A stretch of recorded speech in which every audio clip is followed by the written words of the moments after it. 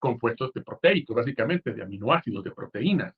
Hasta ahora hemos realizado un conglomerado importante y por demás interesante de enfermedades asociadas a estos compuestos. De hecho, séme sincera, señorita Fu.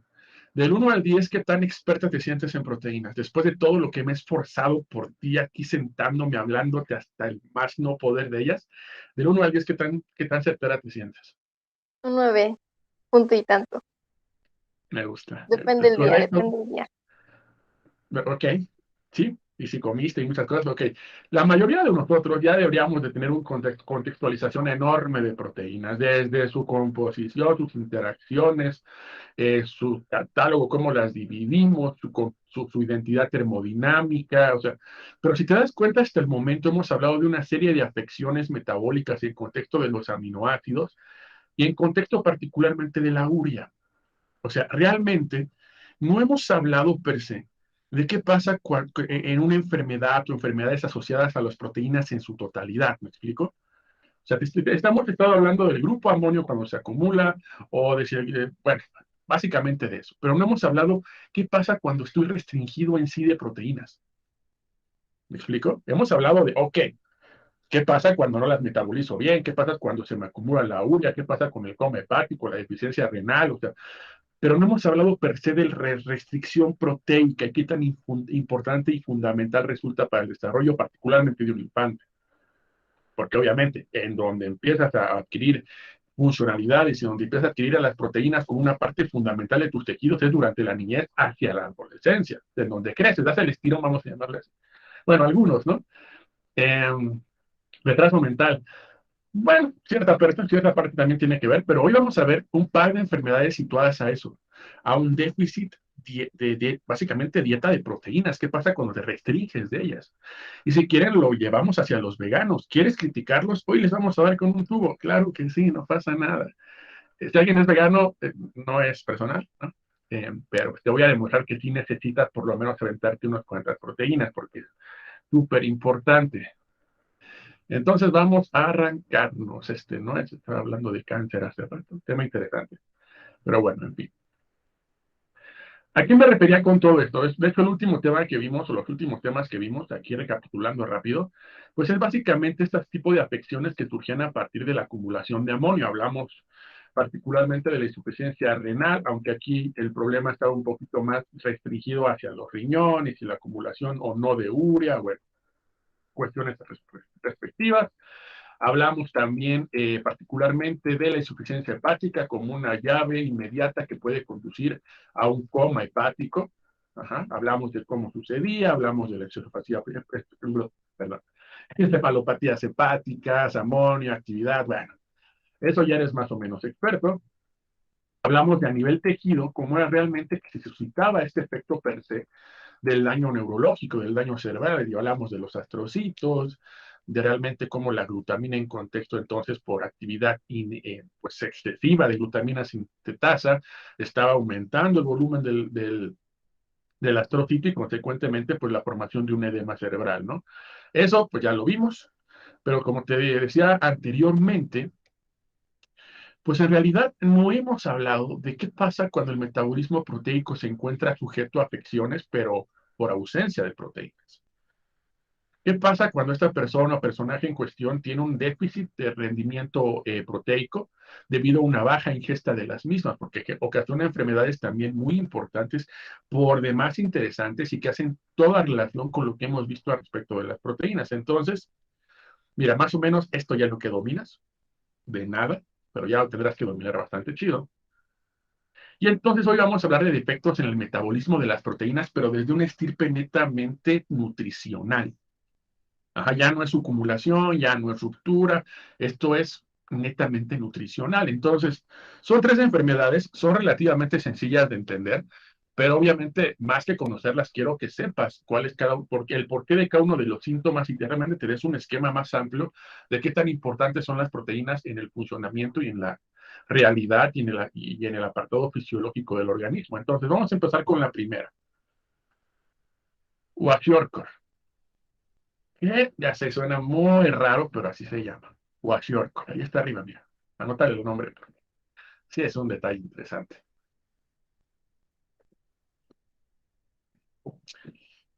Esta enfermedad de Kwashiorkor es muy interesante, bajo múltiples estirpes y por muchas razones. Vamos a empezar con un par de ellas.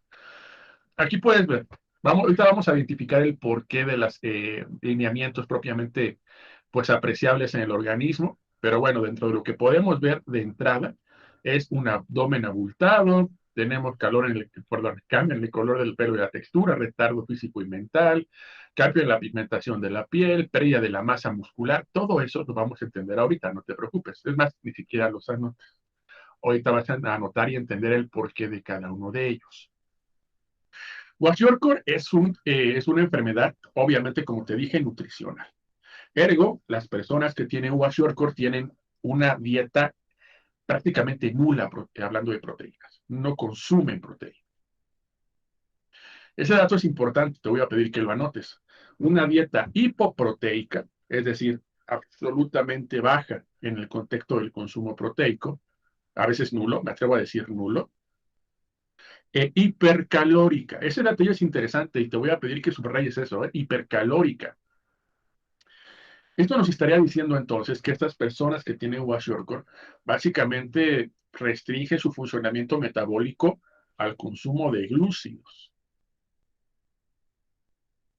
Ineficacia, o sea, inexistencia, mejor dicho, en el consumo de proteínas y un fundamento metabólico que es hipercalórico, es decir, básicamente funcionan a partir del consumo de glucosa, ¿correcto? Esto obviamente nos hace entender algo. En este tipo de personas que sufren este tipo de padecimiento, tenemos una actividad y una presencia incrementada de insulina. ¿Por qué? Bueno, porque su funcionamiento energético, metabólico, pues se encuentra direccionado directamente a un efecto de consumo de glúcidos y nulidad de proteínas. Esto es muy importante, esto particularmente de la insulina aumentada en estos pacientes, en estas personas, en estos niños, porque estamos hablando básicamente de niños en donde empieza esto.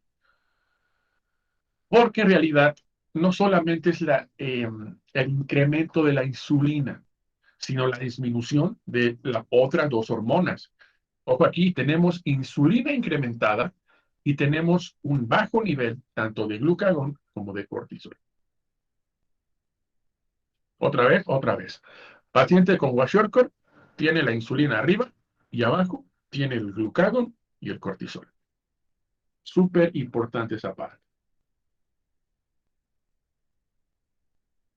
¿De acuerdo?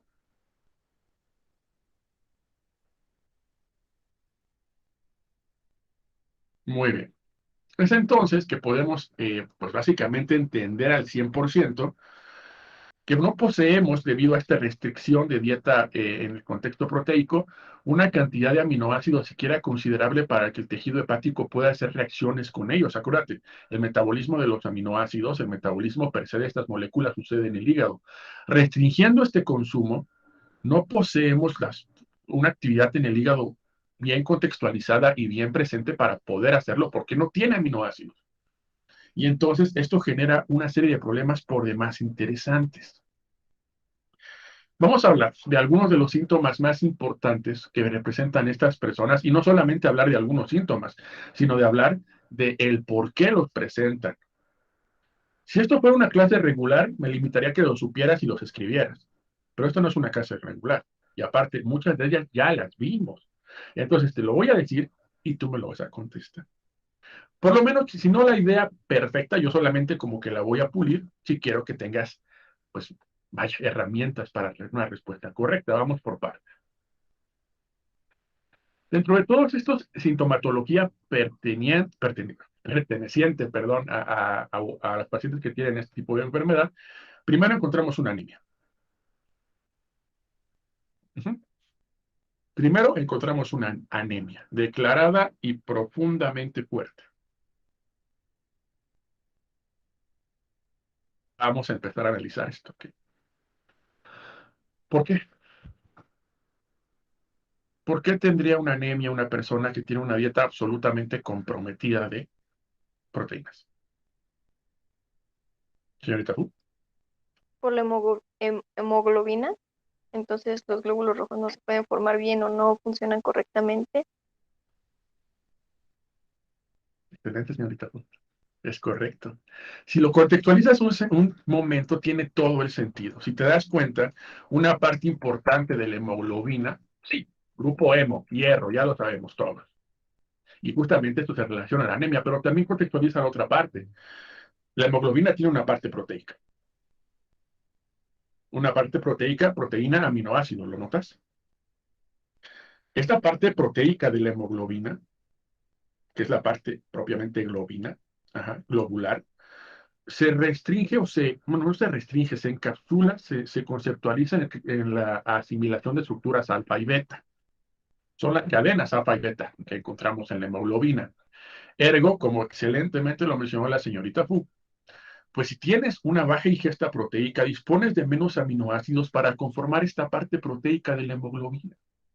Si no tienes esta parte proteica de la hemoglobina, por más hierro que tengas, no tienes pues sí, básicamente esta estructura que permite que el hierro se restringe, bueno, mejor dicho, se direcciona a diferentes partes de tu cuerpo. Entonces es absolutamente normal entender esto. Si lo quieres poner un poco con más letras precisas, podrías poner la ausencia de una dieta proteica evita la estructuración correcta de la hemoglobina. La ausencia de las estructuras alfa y beta, de las cadenas alfa y beta de la hemoglobina, hace que no podamos redireccionar el hierro en el cuerpo, generando entonces lo que comúnmente conocemos como anemia ferropénica. Súper sencillo de entender, ¿no? Muy bien, vamos con otro. Edema. Este es extremadamente interesante y profundamente interesante. Te lo voy a explicar un poquito. El edema ya lo habíamos visto antes, lo vimos en el coma hepático, ¿te acuerdas? ¿Qué sucedía en el cerebro? ¿Qué dijimos que era edema? La retención de líquidos. Es correcto. Y entonces esto va a pasar en este tipo de paciente, en este niño que tiene una dieta súper comprometida a nivel proteico. ¿Motivo? Bueno, aquí es un tanto distante, un poco diferente. La sintomatología es la misma, vas a retener líquido. Sin embargo, no confundir con el edema cerebral, que es por otros motivos bastante independientes. Vamos a analizar eso. La razón de que un paciente con Kwashiorkor presente edema es básicamente el compromiso del hígado. El hígado, como un lugar de metabolismo perfecto de aminoácidos, a su vez tiene que contemplar una cosa. El hígado es súper fundamental para la fabricación de una proteína que se llama albúmina. ¿Cómo se llama, profe? Albúmina. Tú y yo conocemos perfectamente la albúmina, ¿no? ¿Dónde encontramos albúmina? En el plasma, Exacto, es parte de la fricción de la sangre. Es la proteína quizás más importante en el contexto sanguíneo. Voy a empezar a explicarte esto, así que ponme atención. Resulta que la albúmina como proteína integral del fluido sanguíneo, vaya, de la sangre particularmente, regula un proceso fundamental en la misma que se llama la presión oncótica. ¿La qué, profe? La presión oncótica. ¿Lo has escuchado alguna vez? Dime qué es presión oncótica, entonces. la presión sobre las paredes del vaso de que el agua salga, bueno. Es De las correcto. proteínas. En realidad, la presión oncótica no es más que la retención de la presión líquida de la sangre. Eso es la presión oncótica. Estamos reteniendo líquidos en el interior de los vasos. Correspondientemente, tenemos la fracción sanguínea perfectamente bien complementada. Eso lo entendemos todos, ¿verdad? Esto se encuentra importantemente regulado por la albúmina. Ergo, si no tienes albúmina, ¿qué disminuye? La presión, La presión oncótica. ¿Y esto cuál es el resultado per se? Básicamente, y para decirlo en palabras simples, que el agua se salga del contexto sanguíneo. Que deje de ser parte per se de fundamentalmente hablando de la composición de la sangre. Y esto es muy importante. Vamos a entenderlo poco a poco. Y juntos, porque me gusta que entendamos todo juntos. Como te dije, esto del edema, realmente por el compromiso hepático en la fabricación de la albúmina que se encuentra completamente baja y consecuentemente disminuye la presión oncótica, manifiesta uno de los síntomas cruciales que entiendas de este tipo de síndrome, para que sepas diferenciarlo de otro que se parece mucho, pero no es el mismo, que se llama marasmo. Como te dije, esto le sucede a niños con una desnutrición típica, clásica. Obviamente y tristemente, donde más podemos encontrar este tipo de afecciones es en África. En estos niños, que pues obviamente su dieta difícilmente se restringe a un contexto proteico suficiente para su desarrollo. Vamos a entender esto. Estos niños, su hígado está bastante lastimado, ergo la albúmina no se produce, ergo no hay presión oncótica y se empieza a liberar esta fracción acuosa de la sangre a través de los vasos. Se sale el agua. Pero esta agua tiene que ir a algún lado. Y esa agua entonces se acumula en el tejido intersticial. Particularmente un lugar donde se acumula bastante es en la región peritoneal. Ergo, es el motivo principal por lo cual estos niños manifiestan un abdomen abultado. Eso es el motivo principal. Se llama ascitis. Eso. Eso que miren, estos niños se llama ascitis, exactamente. Entonces, si alguna vez te preguntaste, que digo, es una idea un tanto abstracta, ¿no? ¿Cómo es posible que estén tan desnutridos y estén panzoncitos? A ver, tranquilos. El motivo particular es este. Lo que tienen retenido en el abdomen para nada es comida y para nada es gordura, y para nada es grasa. Es líquido. Líquido que se acumuló en su peritoneo porque la presión oncótica se ve absolutamente comprometida por la ausencia de albúmina hepática. ¿Queda claro?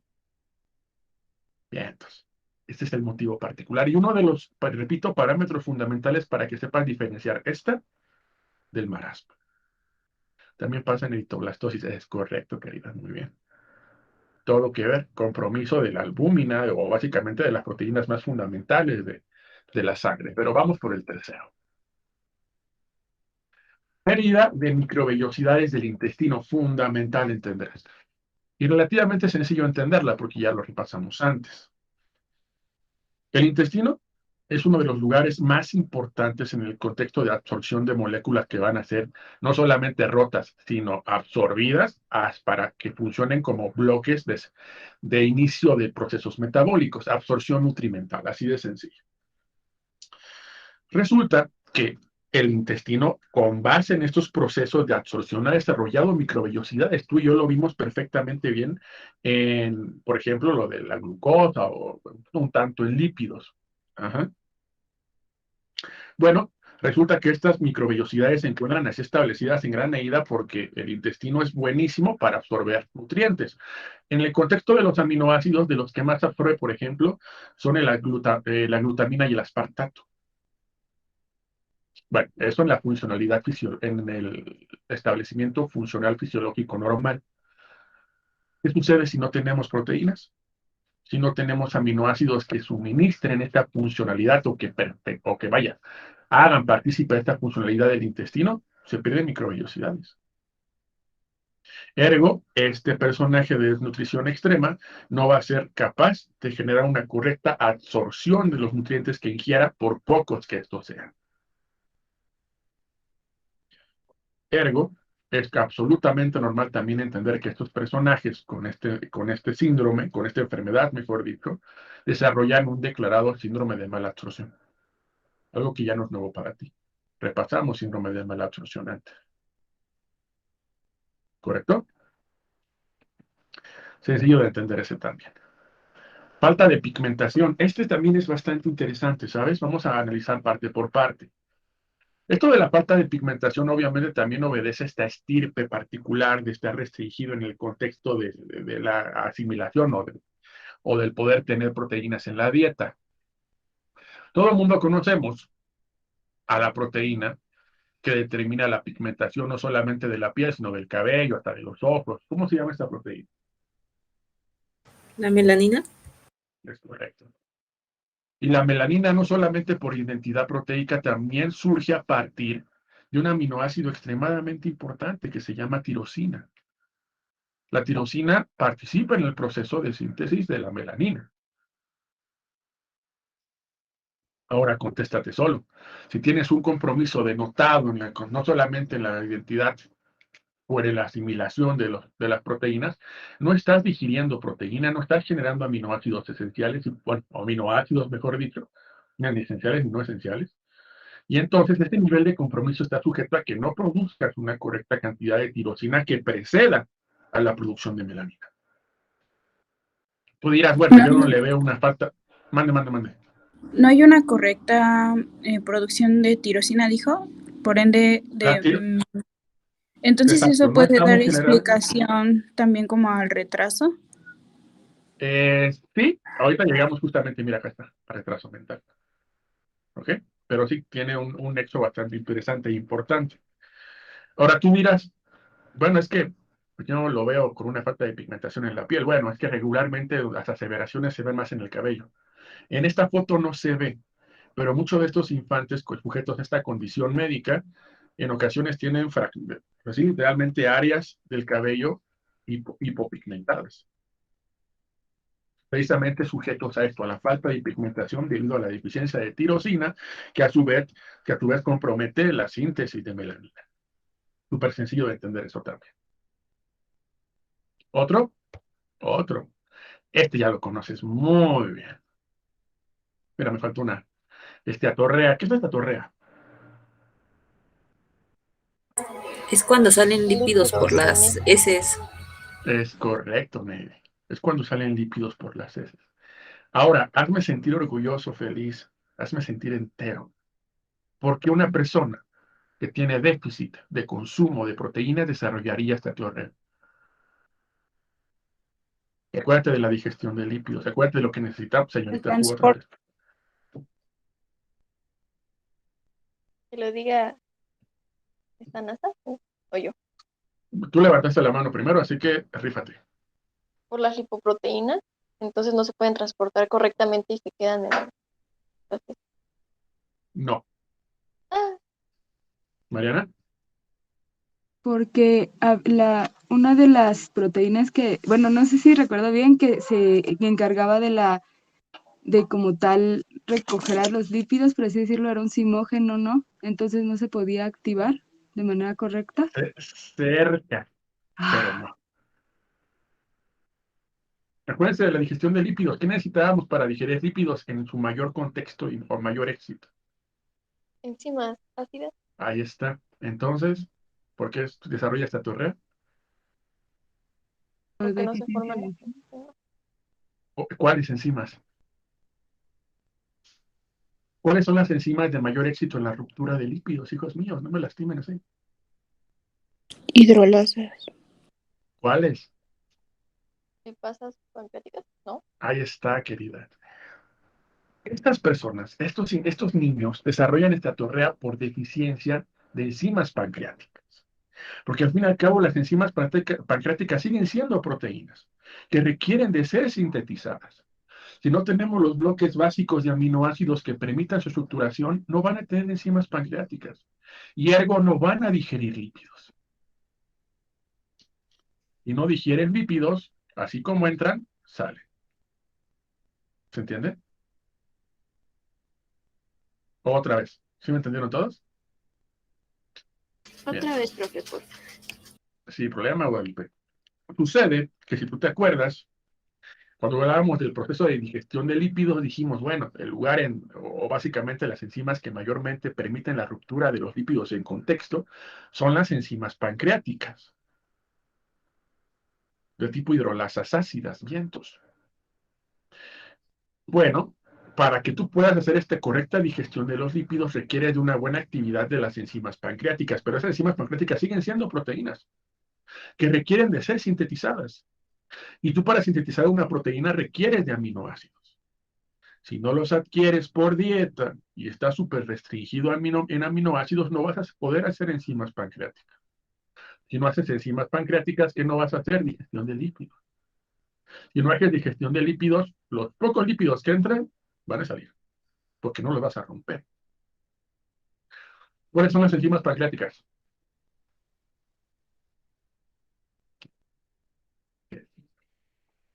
Qué dolor. No me hagan esto. Tripsina, No ustedes. quimotripsina. Las pancreáticas. Eran tres. A, fosfolipasa. A, Uno, colesterol esterasa. Lipasa y, pancreática. y lipasa pancreática, es correcto. Esa tercia está comprometida. Resultado, esteatorrea. ¿Se entiende el motivo? Bien. Ahora, no vamos a omitir lo de las lipasas. Obviamente tienen. Bueno, no las lipasas, perdón, lo de las proteínas de transporte de lípidos. Obviamente tienen que ver, pero todavía no llegamos a eso. Hígado graso, aquí está lo que quieres. ¿Por qué tendrían hígado graso, profe, estas personas? Bueno, porque obviamente sabemos nosotros que una manera que tenemos de poder movilizar las grasas es a través de lipoproteínas, ¿correcto? Si no tiene, escúchame, lipoproteínas, proteínas. Si de nuevo tenemos una restricción en el consumo proteico, no vas a poder fabricar ciertas lipoproteínas, o mejor dicho, apolipoproteínas claves para transportar esos lípidos. Y entonces el hígado se va a llenar de grasa. Tendrán hígado graso. Si te das cuenta, todo es una cadenita, porque el hígado graso entonces compromete su funcionalidad. Y ahí está lo de la albúmina. ¿De acuerdo? De estas lipoproteínas que se ven comprometidas en el movimiento lipídico del hígado hacia la periferia o de la periferia al hígado, bueno, independientemente de eso, las más comprometidas obviamente serían las VLDLs. ¿Te acuerdas de eso, no? Los de la VLD, la LDL también, por supuesto. Y más que la baja estructuración de estas lipoproteínas, porque obviamente la parte proteica se vería absolutamente comprometida, ciertas apolipoproteínas de su membrana pues estarían ausentes y entonces no habría un transporte correcto. Tal es el caso de la apovecina. Si tu VLDL no tiene apovecina, olvídate, eso no sale, no se transporta y tu hígado va a tender a acumular grasa. ¿Se entiende? Si te das cuenta, estoy diciéndote algo que ya, puras cosas que ya sabes. Es un repaso súper expreso, ¿verdad? Gracias, Mariana. Muy bien. Continuemos entonces, porque nos faltan, de hecho, dos, pero son tres. Ajá. Siguiente, retraso mental. Lo que mencionaba su compañera hace rato, absolutamente cierto. ¿Por qué tendrá retraso mental?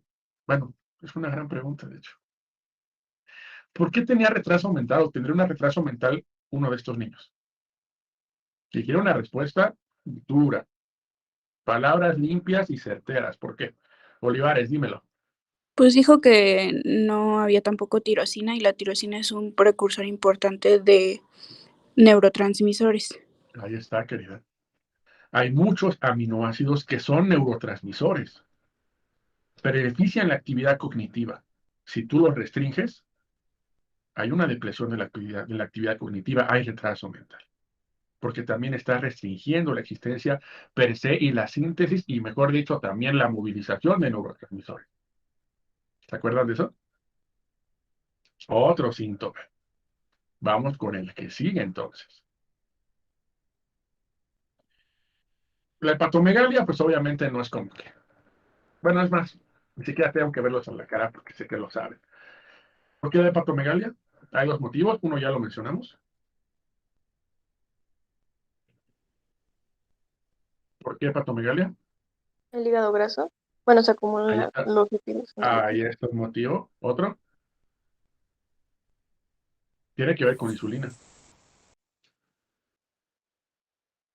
La concentración de glucógeno. Eso, exactamente. Por tener en cuenta esto, su única fuente, su única restricción energética es glucosa. Y entonces, en ausencia y posibilidad de tener proteínas, pues lo que va a hacer como restricción metabólica es decir, bueno, pues me está dando glucosa, la voy a guardar lo más que pueda para usarla. Hay una acumulación demasiado excesiva de glucógeno hepático. Si acumulas demasiado, más del que deberías, glucógeno hepático y lo unes con hígado graso, hepatomegalia declarada. Uh-huh. ¿Entendieron todos? Todos los conceptos que acabamos de ver. Ahí les va un spoiler. Les voy a preguntar todos en el examen. Me tienes que decir por qué da todos y cada uno de ellos. Y me tienes que responder con ideas similares a esta. si no es que iguales. ¿Vale? Y finalmente, por si eso fuera poco y por si no estuvieran súper restringidos a nivel metabólico y con múltiples afecciones sintomatológicas muy graves, pues se ven súper comprometidos a nivel sistema inmune. Cualquier infección podría matarlos. Motivo, creo que es muy claro, ¿no? Gran parte de tu sistema inmune basa su funcionamiento en proteínas. Los linfocitos B, los anticuerpos particularmente, las moléculas que identifican patógenos, linfocitos T, todo se ve comprometido. Absolutamente todo. Y entonces ese es un motivo muy importante por el cual las infecciones pues los matan.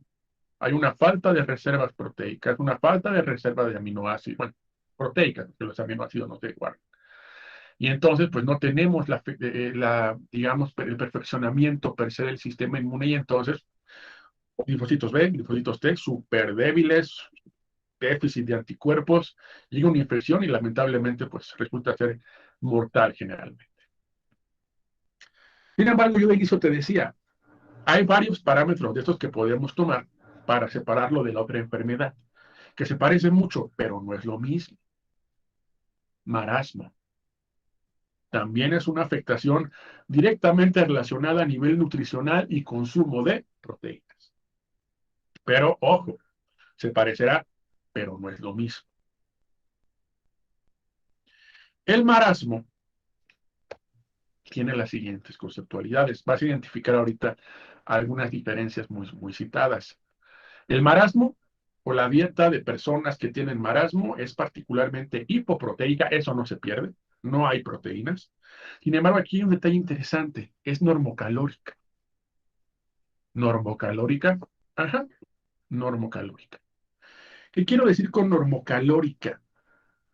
Estamos hablando que no se exceden en el consumo de glucosa y que es de normal a disminuida. ¿Eso es bueno? Depende cómo lo veas. Ahorita platicamos de eso. Anótale. Hipoproteica y normocalórica.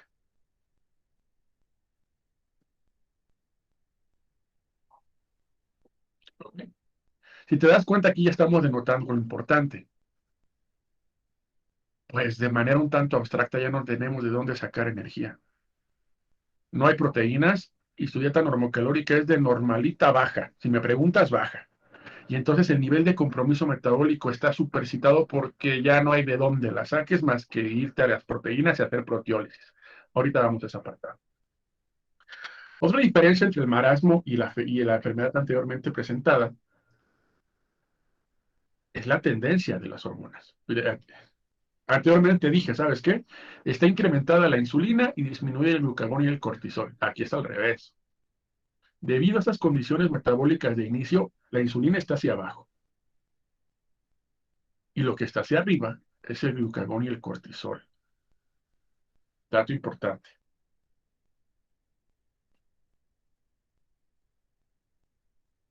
¿Correcto? Aquí va si no fuera suficiente identificar una diferencia en la dieta, si no fuera suficiente identificar la tendencia que tenemos en el contexto de la expresión de esta, o la síntesis de este tipo de hormonas, la más importante, perdón. Estos pacientes, estos niños que tienen marasmo, no tienen edema. ¿Qué? No sufren edema. Aquí no encontramos edema. Aquí no vamos a encontrar parámetro importante para diseñar en el examen. En el marasmo no encontramos un abultamiento abdominal. ¿Correcto? La pregunta sería bastante básica. ¿Por qué con ellos no? Resulta que los niños que tienen marasmo, su funcionalidad hepática no está tan comprometida como los de Warshikov. Porque su hígado sí puede utilizar las proteínas del músculo y generar entonces aminoácidos que le permitan sintetizar albúmina. Si tienes albúmina, entonces no vas a sufrir edema por las condiciones que vimos anteriormente, ¿se acuerdan? Porque no vamos a ver comprometida la presión oncótica. ¿Se entiende?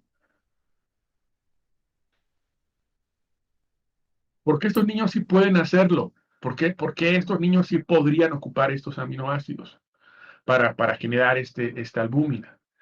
Porque toda la respuesta a esta diferencia radica en las hormonas. Ellos sí tienen cortisol. Y el cortisol les permite hacer este efecto. El cortisol es una hormona que permite obtener energía a partir del tejido muscular. Disminuye el músculo, de hecho, el cortisol. ¿Se entiende? Parámetro fundamental, pregunta de examen al 100%. ¿Por qué los pacientes con Kwashiorkor sí tienen edema y los de marasmo no? Ya te lo acabo de decir. Estos niños con marasmo, el hecho de que esté el cortisol presente les permite obtener los aminoácidos de la degradación proteica de los músculos, hacen proteólisis. El hígado entonces los ocupa, esos aminoácidos, para sintetizar albúmina. Ergo, ya no tienes un déficit de albúmina y por lo tanto no afectas la presión oncótica. No van a tener edema. ¿Ok? Y tú dirás, yo te diré, pues aguanta, todo lo demás está súper mal. Están igual que los anteriores, pero con diferentes afecciones, están extremadamente desnutridos. No hay de dónde tengas reservas energéticas y por lo tanto están extremadamente delgados. Otra parte importante del marasmo que tenemos que considerar, como consecuencia de la dieta hipoproteica, es la disminución de hormonas tiroideas. Disminuyen las hormonas tiroideas, lo cual creo que es absolutamente entendible porque las hormonas tiroideas tienen un profundo componente también proteico. Súper sencillo de entender, ¿no? Dentro de las que denotan una afectación directa e inmediata a partir de esta afección, pues es la hormona T3, que ya platicamos antes, ¿te acuerdas? Hablamos de la T2 y la T3, que tenían que ver con efectos fisiológicos de proteólisis. ¿Qué hace la T3? Bueno, ¿cómo se llama la T3? Triiodotirodina. Tiroyodina. Ah, tiroxina entonces. Exactamente. Es correcto. Entonces tenemos una menor cantidad de T3, pero tenemos el cortisol que va a permitir que empieces a degradar proteínas del tejido muscular. Detalle importante, ¿eh? Detalle importante. Hay algunas cuantas afecciones que también, bueno, no la puse aquí, pero también encontramos en estos pacientes, pues, una piel extremadamente escamosa por deshidratación. Ellos también muestran un grado de deshidratación muy importante. Pero bueno, detalles un tanto más adelante, si lo vamos a tocar. Ahora sí, hablemos de lo que se parece con el Kwashiorkor. Falta de pigmentación, también sucede con ellos. Por las mismas restricciones del anterior, ausencia de tirosina, correspondientemente compromiso en la síntesis de melanina.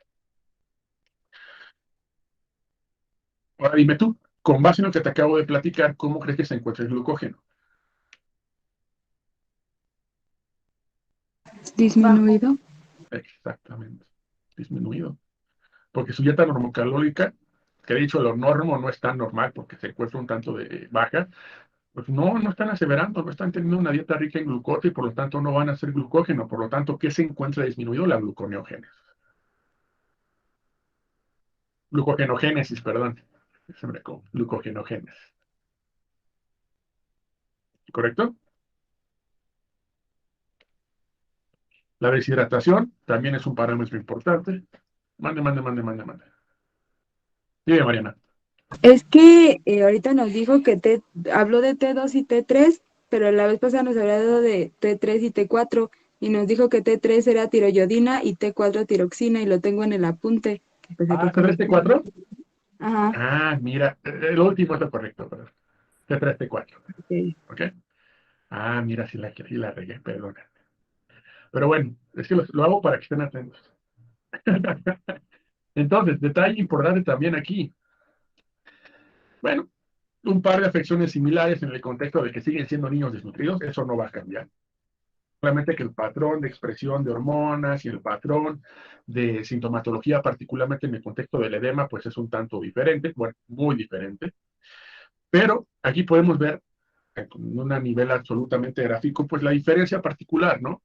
Si tuviéramos que mencionarlo, por contexto de las reservas energéticas y consecuentemente y considerando las consecuencias de las mismas, los pacientes con marasmo, aparte de no tener el abdomen abultado, resultan ser muchísimo más delgados que los de Washercore. No es que los de Washercore estén muy llenitos, como lo viste hace rato, pero si te quieres ir a un extremo, el marasmo es un ejemplo absoluto. Y a las demás diferencias, pues ya las mencionamos aquí, así que no hay problema. Aquí hay otro parámetro de diferencia muy importante para que sepas cuál de los dos es el que tienes enfrente. ¿Cómo se comportan a nivel de infecciones? ¿Cómo? ¿Cómo se comportan a nivel de infecciones?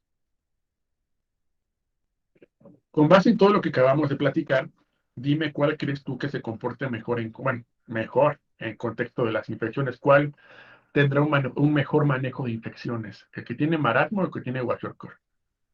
Marasmo. Marasmo. Correcto, es correcto. Los pacientes, estos niños que tienen marasmo, resultan ser mejores en el contexto de manejar infecciones. Básicamente por la misma dinámica que mencionábamos antes, la presencia de cortisol en estos niños beneficia el hecho de empezar a liberar aminoácidos del tejido muscular. Unos irán a producir albúmina y otros irán a producir o básicamente permitir el funcionamiento del sistema inmune en la producción, por ejemplo, de anticuerpos. Y entonces se comportarán un tanto mejor en contra de las infecciones. En contexto del Kwashiorkor, como te mencioné anteriormente, pues básicamente llegan y los tumban. Sin embargo, no descontextualices mis palabras. Que se comporten ligeramente mejor no significa que van a solucionarlas bien. Es un nivel de inmunosupresión importante, pero funcional, vamos a llamarle así. Muy bien. ¿Quedan claros esos dos casos? Marasmo y Kwashiorkor. Sí, ¿verdad? Dime, Fernanda. Maestro, yo no entendí por qué dijo que había deshidratación. La deshidratación también tiene que ver, como si te das cuenta, con la ausencia de glucosa y de glucógeno. ¿Te acuerdas que los glúcidos eran muy buenos para traer agua? Si no tienes, pues ¿quién va a traer el agua? El Espíritu Santo no funciona. ¿Me explico?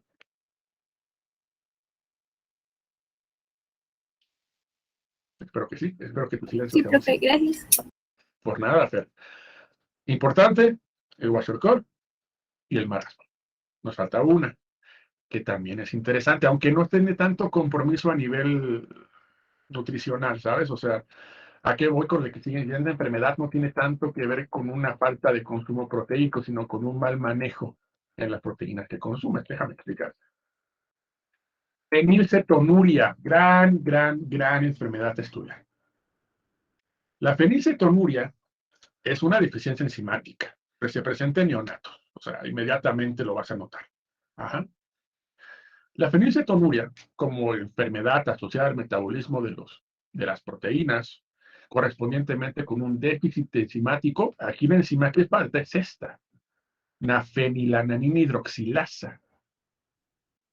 Los pacientes que tienen fenilcetonuria tienen un déficit, no diré absoluto porque te vas a dar cuenta que en ocasiones funciona pero a la baja, de fenilalanina hidroxilasa.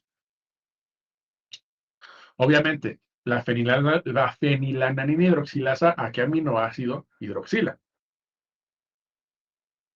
La Sí, no te dice fácil, lo sé. Fenilalanina, es correcto. Vamos a ver la vía de señalización, mírala. La fenilalanina de hecho, un aminoácido que sigue diferentes partes, o sea, que te va a diferentes vías. La que nos interesa aquí es cuando se va a tirosina. Porque la fenilalanina entonces no puede hidroxilarse por esta enzima y no va a generar tirosina. ¿Lo ves? Aquí está, mira. La fenilalanina no sufre una hidroxilación por parte de la enzima y correspondientemente no vamos a tener tirosina. Dato por demás importante.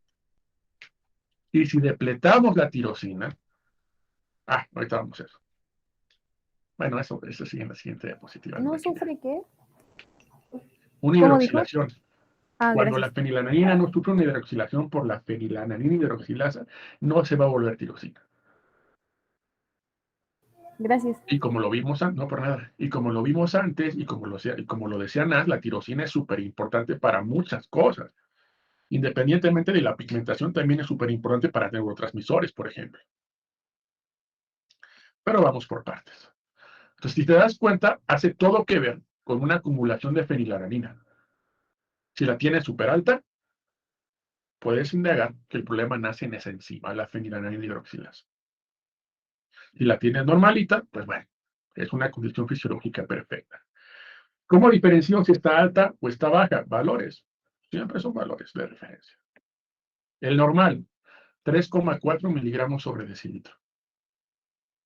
Si tú ves que un paciente tiene 3,4 miligramos sobre decilitro, la fenilalanina está estable, está bien. ¿Correcto? 3,4 miligramos sobre decilitro es lo normalito. Entonces, ojo aquí. El problema de la fenilcetonuria nace aquí, en esta enzima. Ni acá, ni acá, ni acá, no, aquí. En la imposibilidad que tiene la fenilalanina de sintetizar tirosina. Y correspondientemente los problemas nacerán de la acumulación de estos compuestos. Ahorita los escribes, no te preocupes. Si no tenemos tirosina, como te dije, es súper importante para múltiples procesos, vamos a ver unos de los cuales se ven afectados. Baja de tirosina corresponde a una baja en la síntesis de melanina, una baja en la síntesis de tiroxina, una baja en la síntesis de proteínas, una baja en la vía catabólica. Esos cuatro son súper declarados. La afectación en los neurotransmisores, de ahí se sugiere el daño neurológico, obviamente. Esos cuatro procesos que ves allá arriba, por favor, anótalos. Una deflexión, una baja en los niveles de tirosina compromete la síntesis de melanina, la síntesis de tiroxina, la síntesis de proteínas en general, porque es un aminoácido que sigue siendo parte de proteínas en su generalidad. Las vías catabólicas también, y no se diga la vía neurológica o el desarrollo neurológico.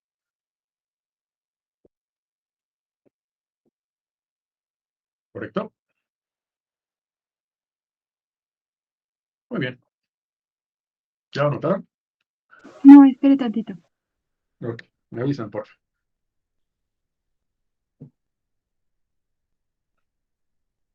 Melanina, tiroxina, proteínas en general, la vía catabólica, neurodegeneración, daño neurológico, mejor dicho, por ausencia de neurotransmisores, muchas cosas. Ya, gracias. Por nada. Entonces vamos a verlo desde la otra cara de la moneda. Ya sabes que se baja la tirosina. Pero una baja aquí es un aumento acá, porque se te van a acumular. Se te va a acumular fenilalanina. Y si no se puede ir para acá, se va a ir para acá, y correspondientemente todas estas moléculas, desde feniletalila, esta de acá, feniletilamina, el ácido fenilpirúvico, el fenilactato, fenilacetato y el fosfohidroxifenilpirúvico, todos esos se van a acumular, se van a ir hacia arriba. Y eso también compromete, por mucho. Pero bueno, antes de hablar de esos, hablemos de en qué momento podemos nosotros considerar, podemos nosotros pensar que la fenilalanina se nos fue a las nubes, arriba de 20. Si tienes arriba de 20 miligramos sobre decilitro de fenilalanina, ya puedes pensar en una deficiencia de esa enzima. ¿Correcto?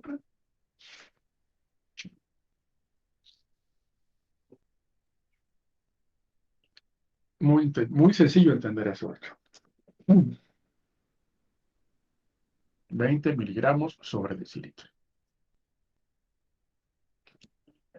¿Ya notaron? Ya, pero estoy anotando lo demás, así que no le cambié. Ok, está bien. No le cambio. Feniletilamina, ya. Feniletilamina. Ácido fenilpirúvico, fenilactato, fenilacetato, fosfohidroxifenilpirúvico. Ya lo tengo. Muy bien. Mande.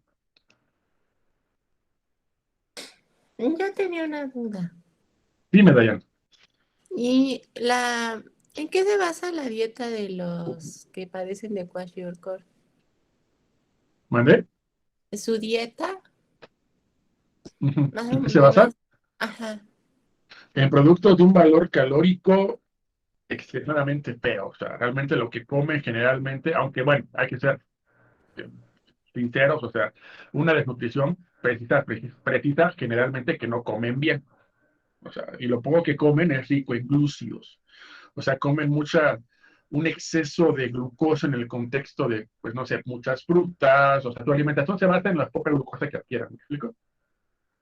O sea, mucha frutita, alimento chatarra, mucha caña. O sea, realmente lo que encuentren. Pero sí, sí, sí. Vaya, al no comer otra cosa más que eso, se les acumula la glucosa. ¿Me explico? La Coca-Cola no creo, o sea, no le llega. No digan eso. Pero pues sí, o sea, básicamente Es es un que, montón de...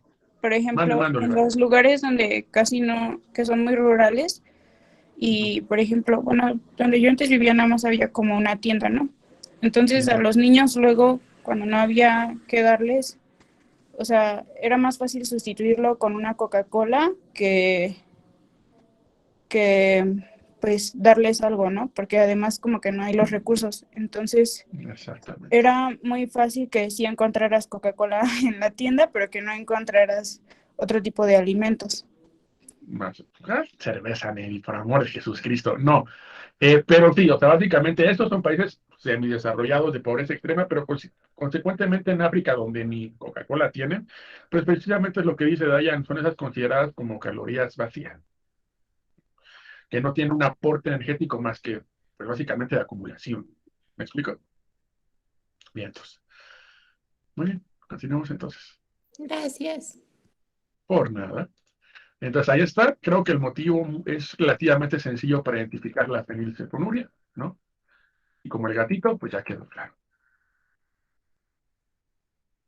También la puedes Profesor, encontrar como... Mande, mande, mande. perdón. ¿Cuándo Dime. era cuando se aumentaban los otros valores? ¿Aquí? Mm, los del ¿O a qué te lado refieres? izquierdo. Ajá, cuando aumentaban, por ejemplo, el Por acumulación de fenilato. fenilalanina, querida. Ah, ok. Como se acumula la fenilalanina porque no la estás modificando hacia tirosina, pues entonces jala para donde puede. Y esa acumulación de fenilalanina se va a la feniletilamina, el ácido fenilpiruvico en su generalidad. Estas se suben. Ah, ok, gracias, profe. Por nada. Ahora bien, la fenilcetonuria también la vas a encontrar como pecado. También le dicen así, pecado. Si tuviéramos que hablar un poquito del origen per se de la enfermedad, tendríamos que mencionar que como el simple hecho de que es un déficit enzimático, pues marca una tendencia autosómica recesiva, como la gran mayoría de enfermedades que hemos repasado aquí hasta más no poder. Caracterizado, ya lo mencionamos, por el déficit de la fenilalanina hidroxilasa. Eso creo que queda muy claro. Sin embargo, este detalle es muy interesante, chécate. Yo te dije, no podemos ser restrictivos, o sea, no hay una depresión o bueno, dependiendo del nivel de depresión de la actividad de esta enzima, podemos encontrar diferentes síntomas. Vamos a adecuar esto, vamos a entenderlo. Podemos tener un déficit total de la actividad o de la presencia enzimática, vaya, completamente roto, o podemos tener un déficit parcial. Ojo con ese detalle de examen bien, bien, bien fuerte. ¿Eh? Podemos tener un déficit total o un déficit parcial. ¿De qué, profe? De la actividad o de la presencia enzimática. ¿De cuál? Ya lo mencionamos, la fenilalanina hidroxilasa. Ahora bien, ¿qué pasa cuando el déficit es total? Ni tantito jala. Retraso mental severo, ya vimos por qué. Convulsiones y, muy interesantemente, se manifiestan cuadros bastante repetidos de albinismo. Ojo con ese, ¿eh? Yo encuentro niveles elevados de fenilalanina y mi paciente aparte tiene retraso mental severo. Mi paciente aparte tiene convulsiones. Y mi paciente aparte tiene albinismo. Es marcadísimo que lo que tiene es un déficit total de la enzima fenilalanina hidroxilasa. ¿Correcto? Vamos al de la derecha. Déficit parcial. Es decir, la enzima está o en bajas concentraciones o con una baja actividad, pero está. Y lo poco que pueda hacer, lo hace. Aquí encontramos un autismo Aquí encontramos una hiperactividad. Aquí encontramos un déficit de atención. Básicamente, si te das cuenta, lo principalmente afectado en un déficit parcial es la función cognitiva. Ah. ¿Y podemos encontrar las dos, profe? Es muy raro que te encuentres un déficit parcial. Generalmente, el 90% de los casos es déficit total. Uno que otro te va a salir con parcial. ¿Se puede? Sí, pero es muy raro. Así que si te llega alguien con hiperactividad, con un cuadro similar a autismo, con déficit de atención, antes de que digas, no, pues tiene fenilcetonuria, pues edúcalo con unas cachetaditas, ¿no? Y podrás darte cuenta si la vida no era más que un efecto per se de la niñez, porque los niños son muy molestos, ¿sabes? Perdón, no me gustan, ya quedó claro, ¿no? Pero bueno, en fin. No es cierto, no les pegué. O sí, pero bueno, en fin. Continuemos. Diagnóstico, ok. Lo primero que tenemos que hacer, obviamente, como te dije, perdón, es medir la cantidad de fenilalanina. ¿Ok? Es lo primerito que tienes que hacer. Normal, 3. Déficit mínimo, es decir, tenemos básicamente, aquí lo que estamos midiendo, acuérdate, es la actividad per se o la acumulación per se de la fenilalanina. Si todavía llega como a 4 miligramos sobre decilitro, si todavía como que gira en eso, venga, ya podrás estar hablando de un déficit parcial de la enzima porque se está acumulando, pero no tanto. Si llega de 6 a 20 o más, ya tenemos una acumulación superdenotada de fenilalanina y entonces ya podrás proceder a los tratamientos correspondientes que ya te voy a platicar. Muy bien. Primer argumento diagnóstico creo que es súper claro antes de los parámetros que vimos antes. Ya complementados con si tiene un retraso mental o si solamente es hiperactividad, bueno, ya sabrás tú cómo adecuarlos a nivel caso clínico. El tratamiento, pues básicamente es dieta. Básicamente es dieta. Obviamente, si el problema aquí es la acumulación de fenilalanina, lo que tienes que hacer es ingerir muy poca. Porque si ingieres, pues no vas a poder metabolizar. Entonces, tienes que mediar muy bien esos efectos de la dieta. Absolutamente declarado que un paciente con fenilcetonuria, ojo aquí, dato importante, no puede comer ni carne, ni queso, ni pescado, ni de chiste. Mande, Mar. Es que en el video que hablaba sobre las chaperonas, había una parte que hablaba sobre las chaperonas farmacológicas y que Okay. algunos de los tratamientos en los que se empleaba para esta enfermedad era el Cuban y bueno, que ya había sido como aceptado. Bueno, ok. De entrada, sí, ya recaeríamos en los tratamientos farmacológicos de diseño personalizado, ¿no? O sea, ya tendremos que hablar de posibles tratamientos per se, pero de entrada yo estoy hablando de lo que le vas a recetar en core. O sea, antes de decirle, pues vete con un tratamiento de chaperón ese show, de entrada, mi pacientito tiene fenilcetonuria, ni se te ocurre comer carne, hijo. Ni se te ocurra comer queso, hijo. Ni se te ocurra comer pescado. ¿Por qué? Porque son alimentos ricos ¿en qué? Fenilalanina particularmente, en aminoácidos. Entonces, si de por sí lo estás acumulando, pues no te des de patadas tú solo, ya no comas más eso. ¿Correcto? Como lo vimos antes, pues básicamente se presenta desde los primeros estadios de vida, entonces es normal encontrarlo en bebés, 100%. Si lo que tienes es un bebé con este problema, pues lo que sugieres entonces es el uso de fórmula. No le des, no le des leche materna. Usa fórmula. Si te llega un paciente, bueno, ya sabrás tú adecuarlo a ese apartado tan importante. Y en ocasiones, cuando el déficit es parcial, es decir, venga, trabaja tu enzima, pero trabaja muy poco, lo que puedes hacer es usar un cofactor. Le vas a administrar un cofactor. La tetrahidrobioterina o BH4. Repito, esto solamente se usa, y obviamente no te vayas a confundir el examen. No puedes usar un cofactor si el déficit es total. Pues, ¿qué vas a estimular si no hay enzima? Ojo con eso, ¿eh?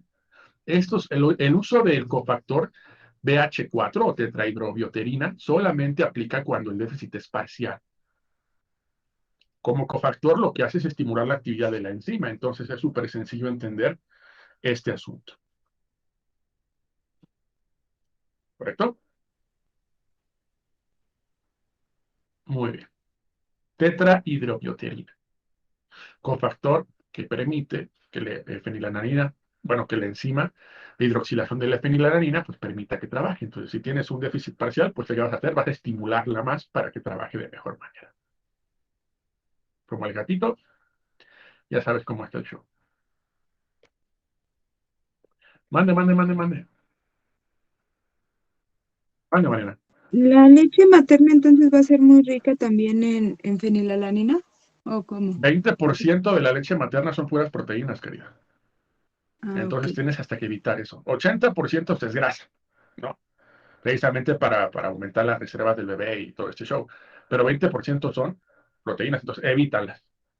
Porque como está pequeñito, pues le van a estar acumulando y pues le van a generar unos cuantos problemas. Ujú. Digo, de la grasa más presente en la leche materna, ¿cuál dijimos que era? Tributirina, es No me correcto. acuerdo. Bueno, sí, ya vi, me lastimas, pero no pasa nada. Continuemos, porque ya casi acabamos. Oiga, profe, ¿y qué pasa si soy vegano y me siento hipster de la Condesa y no como proteínas? Yo baso mi alimentación en pura verdurita. Vamos a hablar de lo declarado, o sea, lo científicamente comprobado que quiero que tengas en cuenta. Primero, la dieta vegana no aporta suficientes calorías y proteínas, aunque me digas que ocupa suplementos y un montón de cosas, declarado, no aporta suficientes calorías y proteínas, no lo hace. Ujú. Ergo, es absolutamente negativo para embarazadas, de entrada. O sea, las embarazadas necesitan proteínas porque, venga, ya trabajan por dos, ¿me explico? O sea, muy importante. En periodos de lactancia también porque la leche materna tiene que ser rica en proteínas, proteínas que se adicionan a partir de una dieta. Como se lo mencionaba Mariana hace un rato, o sea, 20% de la leche materna son proteínas. Necesita el bebé adquirirlas de la leche materna para estructurar su correcto funcionamiento metabólico inclusive. Y obviamente, como muy seguramente ya lo vieron, pues los niños en crecimiento no les puedes quitar el consumo proteico. O sea, ni se te ocurra ser vegano en periodos de embarazo, de lactancia o quitarle el consumo proteico a niños en crecimiento. Ya los demás, si te quieres, pues vaya, saltar la lanza solo, pues entenderé, no voy a criticar ese apartado, aunque sí podría. Obvio, entonces, perfil declarado, cursan un balance nitrogenado negativo. Si no es suficiente todo lo que te he demostrado que participan los aminoácidos en tu cuerpo, y si no los estás adquiriendo a partir de la hermosa dieta, tu balance nitrogenado, como lo mencionamos hace ya mucho rato, para abajo. Ay, no, entonces no voy a ser vegano. Voy a atascarme de carne. No, espérate, tampoco.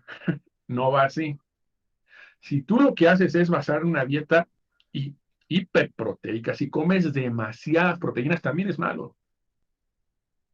Si comes demasiada carne, porque es donde se traduce particularmente eso, no sucede tanto así con el pescado por la presencia de omegas, ese show que ya repasamos cuando vimos un tanto de lípidos. Pero bueno, si te atascas de una dieta hiperproteica basada particularmente en carne, perdón, de entrada estos aminoácidos en exceso, el correspondiente metabolismo que ya hablamos con el esqueleto carbonado, bueno, se van a metabolizar, perdón, a lípidos, glúcidos y cuerpos cetónicos. Acumulación fuerte, resultado, problemas. Y aparte, porque no fuera poco, también aumenta la eliminación de calcio. No podemos prescindir de calcio. parte estructural fundamental de tus bonitos huesitos. Y el calcio también es un cofactor. Entonces, tranquilos todos, tampoco te avientes tus 10 tacos de arrachera al día. No, también tienes que valorar esa parte. Correspondientemente, también lo que podemos encontrar es una insuficiencia renal. Insuficiencia renal, profe, insuficiencia renal, también es importante denotar esto. ¿Por qué habría una insuficiencia renal, profe? Bueno, particularmente porque estás saturando, como lo vimos antes, a tu riñón. ¿De qué? ¿De qué? Urea. ¿Lo vimos antes con la insuficiencia renal? Urea. Es correcto, de urea, un estrés absoluto. Ahora, obviamente no es el único motivo, también considera pues que efectos de diabetes, efectos de hipertensión arterial, pues también afectan el tejido o los riñones, vaya. Entonces, pues, tanto la hipertensión arterial puede dar por un consumo excesivo de carne, 100%. ¿Puedo generar diabetes en una persona que solo consume carne? Difícil, pero posible. ¿Ok? Muy bien. Ahí está. Acumulación drástica de urea y amoníaco. Y resultado, insuficiencia renal.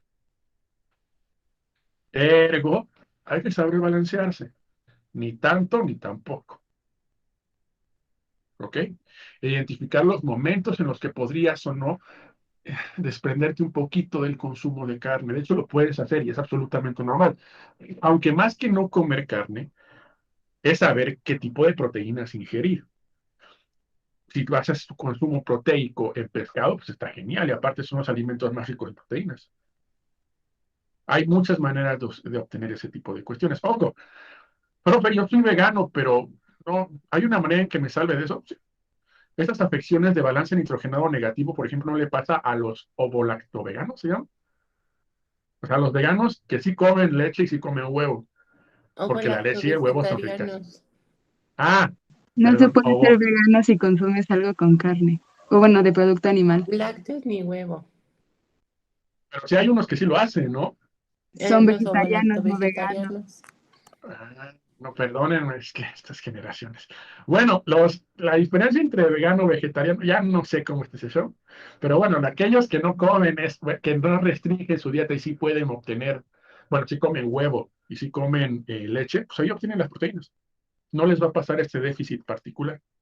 Si te llega una persona que se declara, la neta no entendí, pero neta no entendí muy bien, pero si se declara vegetariana, pero sí se avienta tus huevitos y su leche, entonces tú dirás, bueno, entonces tu balance nitrogenado difícilmente va a estar depletado. ¿Ok? Muy bien. Ovo-lacto-vegetariano. ¿Ok? Ovo-lacto-vegetarianos. Sí, estas modas. Pero bueno, en fin. Muy bien. Y bueno, listo. Sí, ya sé, te urgen las vacaciones. Pero ponlo en contexto, ¿sabes? A partir de hoy, nos falta una semana. La próxima semana nos vamos con los 2 últimos temas. Los preparo chido para que el examen oral también sea un éxito. El lunes de esta semana que viene a la próxima hacemos nuestro super Kahoot de puntos porque es una dinámica que no podemos perder. Y estamos en la antesala de nuestro necesario Dios. No quiero que lloren. Quizás yo lo haga, pero es que soy un tipo sensible. Pero ustedes no, por favor. Entonces, última semana, denle con todo. Aparte, la próxima semana es la semana de enviar el video. Contextualiza si no lo tienes. Sí, claro. La siguiente semana es la semana de enviar el video. Porque el examen ya se viene, ¿se acuerdan? Entonces, ojo con eso. Y listo. No más que agregar.